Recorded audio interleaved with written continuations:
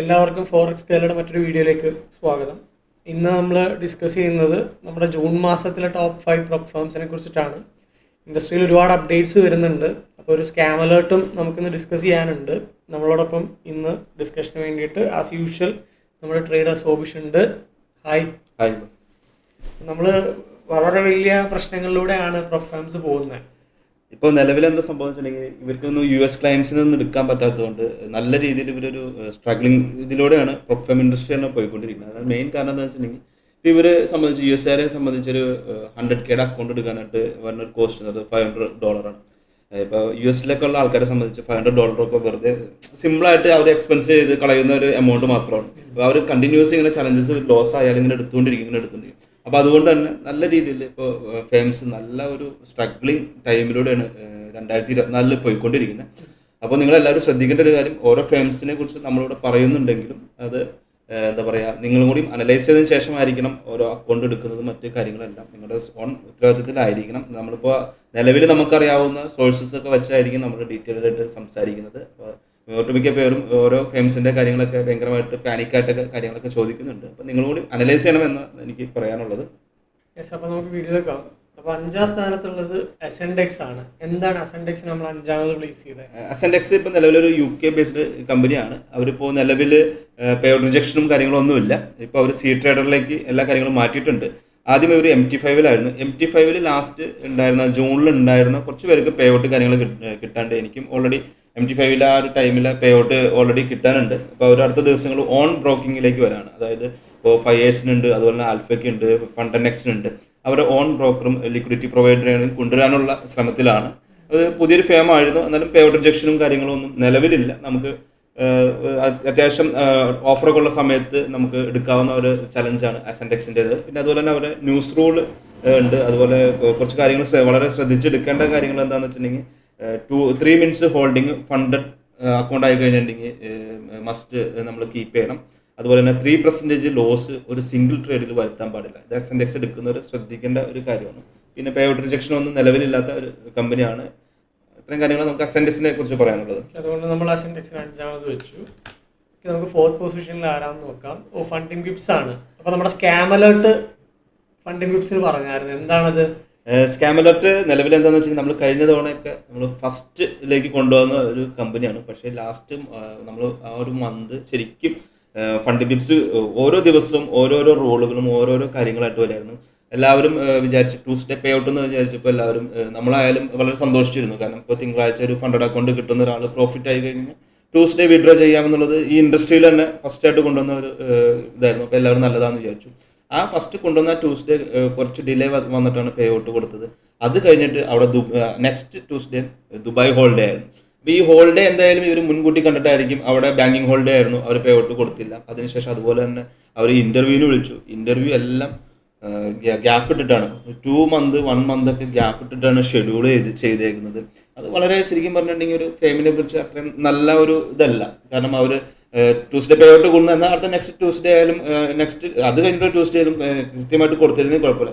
Interview schedule ചെയ്ത് ആൾക്കാരുടെ pay out എല്ലാം ഡിലേ ആക്കാനുള്ള ഒരു ശ്രമമുണ്ട്. അതുപോലെ തന്നെ അവർ ഫ്യൂച്ചർ ഇതിലേക്ക് മാറാണ്. ഇപ്പോൾ CFD ചെയ്യുന്ന പോലെ തന്നെ ഫ്യൂച്ചറും അതുപോലെ തന്നെ ഓൺ ബ്രോക്കിംഗ് സിസ്റ്റം കൊണ്ടുവരാൻ പോവാണ്. ഓൺ ബ്രോക്കിങ്ങിനൊക്കെ അത്യാവശ്യം നല്ല ലിക്വിഡിറ്റി പ്രൊവൈഡറും കാര്യങ്ങളൊക്കെ കൊണ്ടുവരുന്നുണ്ടെങ്കിൽ എക്സ്പോഷനും കാര്യങ്ങൾ കൊടുക്കണം. നല്ല എക്സ്പെൻസുള്ള ഒരു സംഭവം ഒന്നല്ലെങ്കിൽ ഇവരൊരു ഫണ്ട് റോളിങ് ഇതിലൂടെ നടത്താനുള്ളൊരു ശ്രമമായിരിക്കണം ഇവർ ചെയ്തുകൊണ്ടിരിക്കുന്നത്. അത് അവരുടെ ക്രെഡിബിലിറ്റിയെ തന്നെ ബാധിച്ചുകൊണ്ടിരിക്കുക. കാരണം നമ്മൾക്ക് ഫണ്ടനെക്സിനേക്കാളും ആൽഫേനേക്കാളും നല്ല രീതിയിൽ പേ ഔട്ട് ഒരു റിജക്ഷനും ഇല്ലാതെ പേ ഔട്ട് കിട്ടിക്കൊണ്ടിരുന്ന ഒരിതാണ്. അതുപോലെ തന്നെ ഓരോ ദിവസവും അവർ റൂളുകൾ ചേഞ്ച് ചെയ്യുകയാണ്. ഇപ്പോൾ കഴിഞ്ഞ ദിവസം ഞാൻ ട്രേഡ് ചെയ്ത സമയത്ത് 2 minute ഹോൾഡിംഗ് എന്ന് പറഞ്ഞൊരു സംഭവമുണ്ട്. അപ്പോൾ എനിക്ക് ഓൾറെഡി ഒരു $500 പ്രോഫിറ്റ് ആയപ്പോൾ എൻ്റെ ലൈവ് അക്കൗണ്ട് പ്രോഫിറ്റ് ആയി കഴിഞ്ഞപ്പോൾ അത് അവർ കൗണ്ട് ചെയ്തില്ല. ഞാൻ അപ്പോഴാണ് ശ്രദ്ധിക്കുന്നത്. ആ റൂളിൻ്റെ അവിടെ നമ്മൾ ചെന്ന് നോക്കി കഴിഞ്ഞ് കഴിഞ്ഞപ്പോൾ HFT റൂൾ എന്ന് പറഞ്ഞുകൊണ്ട് അവർ മെൻഷൻ ചെയ്തേക്കാം.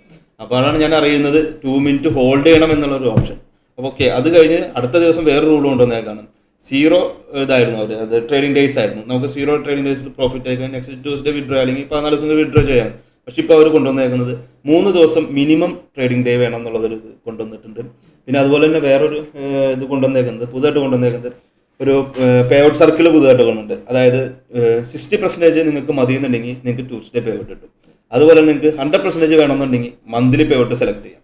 അതുപോലെ തന്നെ ഇൻഡസ്ട്രി സ്റ്റാൻഡേർഡ് ആയിട്ടുള്ള 80% വേണമെന്നുണ്ടെങ്കിൽ വീക്ക്ലി 14 ദിവസത്തെ ഇതുകൊണ്ട് ഇവർ തുടക്കത്തിൽ വന്നപ്പോൾ കുറച്ച് ആദ്യം ഇവർക്ക് ഉണ്ടായിരുന്ന ഒരു മിസ്റ്റേക്ക് സ്റ്റോപ്പ് ലോസ് റൂൾ എന്ന് പറഞ്ഞൊരു റൂൾ ഉണ്ടായിരുന്നു. അവരത് എടുത്ത് കളഞ്ഞതിന് ശേഷമാണ് എല്ലാവരും ഇതിലേക്ക് വന്നതും ഇവരുടെ പേ ഔട്ട് റിജക്ഷൻ ഒന്നും ഇല്ലയെന്ന് കണ്ടതുകൊണ്ടാണ് നമ്മളും ഇതിനെ ഒരു ബെസ്റ്റ് വണ്ണിലേക്കും എല്ലാ കാര്യങ്ങളിലേക്കൊക്കെ കൊണ്ടുവന്നത്.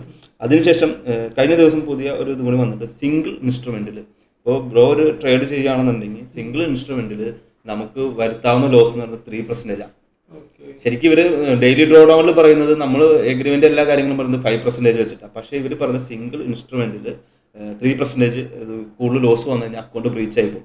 അപ്പോൾ ഇതൊന്നും ഒട്ടുമിക്ക ആൾക്കാരും ശ്രദ്ധിക്കുന്നുണ്ടാവില്ല. അപ്പോൾ ഓട്ടോമാറ്റിക്കലി അവരുടെ അക്കൗണ്ട് ചലഞ്ച് എടുത്തേക്കണം, ഒരു ലോസിലേക്ക് പോകും, പല പല പ്രശ്നങ്ങളിലേക്ക് പോകും. ഇപ്പോൾ ഓരോ ഡിസ്കഷൻ ഇങ്ങനെ നടന്നുകൊണ്ടിരിക്കുക. ഇവരെ പിപ്സിനെ കുറിച്ചുള്ള ഓരോ ഡിസ്കഷനും നല്ലൊരു ഫേമായിട്ട് വന്നിട്ട് എന്തുകൊണ്ട് ഇവരിങ്ങനെ പോയി എന്നുള്ളത് കൊണ്ട് മാത്രം ഈ ഓരോ ദിവസവും റൂൾസ് ചേഞ്ച് ചെയ്യുന്നത് കൊണ്ട് മാത്രമാണ് കഴിഞ്ഞ തവണ നമ്മൾ ഫസ്റ്റിലേക്ക് എടുത്ത ഫേമിനെ 4th പൊസിഷനിലേക്കും അവർക്കൊരു സ്കാം അലർട്ട് നമ്മൾ എപ്പോഴും കീപ്പ് ചെയ്യണം. കാരണം എല്ലാവരും ചടിക്കറിയൊന്നും കൂടുതൽ അക്കൗണ്ട്സ് സൈസ് ഒന്നും എടുക്കാതെ ചെറിയ ചെറിയ അക്കൗണ്ടും കാര്യങ്ങളും എടുക്കാം. എന്തെങ്കിലും ഇഷ്യൂസ് ഉണ്ടെങ്കിൽ അതുപോലെ തന്നെ ഇവർ ബ്രോ കഴിഞ്ഞ ദിവസം പറഞ്ഞിരുന്നില്ല നമുക്ക് എന്തെങ്കിലും കേസ് എടുക്കാനുള്ള ഓപ്ഷൻ ഉണ്ടോ എന്നുള്ളത്. ഇവർക്ക് നിലവിൽ വിയറ്റ്നാമായിട്ടാണ് ദുബായിലുള്ള ഫേംസിന് എഗ്രിമെൻ്റ് ഉള്ളത്. ആ വിയറ്റ്നാം ക്ലയൻസിനെ ഇവർ ട്രേഡ് ചെയ്യാൻ അനുവദിക്കില്ല, അതുപോലെ ദുബായിലുള്ളവരെ അനുവദിക്കില്ല. പക്ഷേ ആ സമയം ഫണ്ടർ നെക്സ്റ്റ് ദുബായ് ബേസ്ഡാണ്. ഫണ്ടർ നെക്സ്റ്റ് ദുബായ്ക്കാരെ അനുവദിക്കുന്നുണ്ട്, അക്വ ഫണ്ട് ദുബായ്ക്കാരെ അനുവദിക്കുന്നുണ്ട്. അപ്പോൾ അത്രയും കാര്യങ്ങൾ ഉള്ളത് കൊണ്ട് എന്തെങ്കിലും സ്കാം ഉണ്ടോ എന്നുള്ളൊരു ഇതിലാണ് നമ്മൾ നോക്കുന്നത്. അപ്പോൾ എല്ലാവരും അക്കൗണ്ട് എടുക്കുമ്പോൾ വളരെ ശ്രദ്ധയോടുകൂടി എടുക്കുക. ഒരു സൂക്ഷിക്കേണ്ട ഒരു ക്ലയന്റ് ആയിട്ട് വന്നുകൊണ്ടിരിക്കുകയാണ്.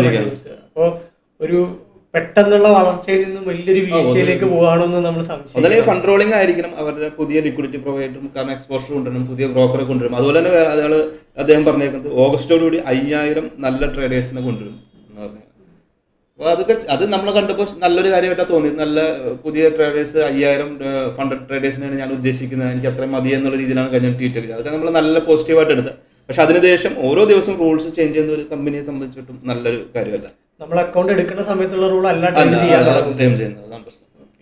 അപ്പോൾ നമുക്ക് 3ാം സ്ഥാനത്ത് ആരാന്ന് നോക്കാം. ഓക്കെ, ആൽഫ ക്യാപിറ്റലാണ് 3ാം സ്ഥാനം. ആൽഫ ക്യാപിറ്റലാണ് നമുക്ക് 3rd പൊസിഷനിലേക്ക് വന്നേക്കണേ. ആൽഫയ്ക്ക് കഴിഞ്ഞ ദിവസങ്ങൾ നമ്മൾ സംസാരിച്ചപ്പോൾ ആ ടൈമിൽ ഒരു പേ ഔട്ട് റിജക്ഷൻ ഉണ്ടായിരുന്നു, നമ്മളത് എടുത്ത് പറഞ്ഞിരുന്നു. ആ ഒരു പേ ഔട്ട് റിജക്ഷൻ വന്നത് എന്താ പറയുക, ന്യൂസ് റൂളുമായി ബന്ധപ്പെട്ടിട്ടുള്ള ഒരു സംഭവമായിരുന്നു. ആൽഫയുടെ ഒരു ന്യൂസ് റൂൾ ഒരു എന്താ പറയുക, നമുക്ക് ഒട്ടും അക്സെപ്റ്റ് ചെയ്യാൻ പറ്റാത്ത ഒരു ന്യൂസ് റൂളാണ്. അതായത് ഇപ്പോൾ ഗോൾഡിൽ ട്രേഡ് ചെയ്യുന്ന ഒരാൾക്ക് എല്ലാ ഹൈ ഇമ്പാക്ട് ന്യൂസിലും ട്രേഡ് ചെയ്യാൻ പാടില്ല. 4 മിനിറ്റ് റൂള് 3 മിനിറ്റ് റൂളിനുള്ളിൽ ചെയ്യാൻ പാടില്ല എന്നുള്ള ഒരു സംഭവം വന്നേക്കാണ്.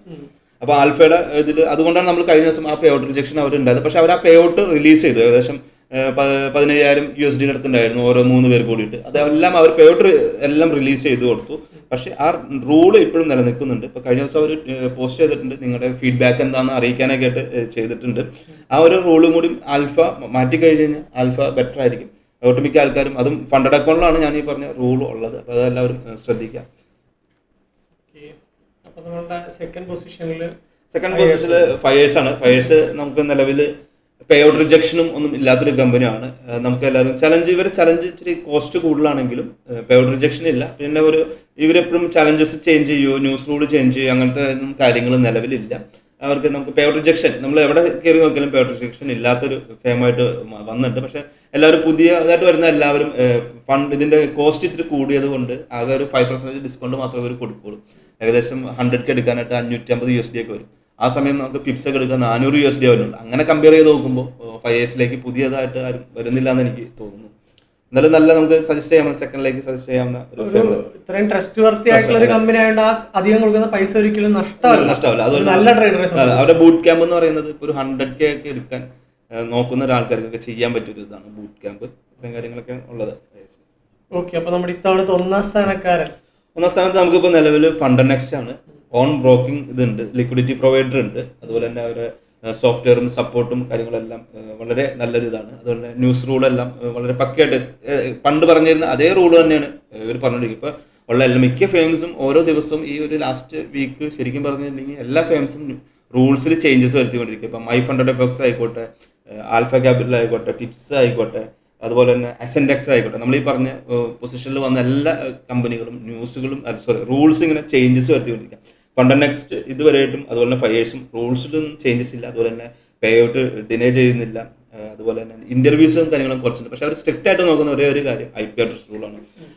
ഒരു കാര്യം മാത്രമാണ് അവർ നിലവിൽ നോക്കിക്കൊണ്ടിരിക്കുന്നത്. അപ്പോൾ അപ്പോൾ നമുക്കൊരു ഫസ്റ്റിലേക്ക് ഓൺ ലിക്വിഡിറ്റി പ്രൊവൈഡറൊക്കെ ഉള്ളതുകൊണ്ട് ഫസ്റ്റിലേക്ക് തന്നെ നമുക്ക് കൊടുക്കാവുന്ന ഒരു കമ്പനിയാണ്.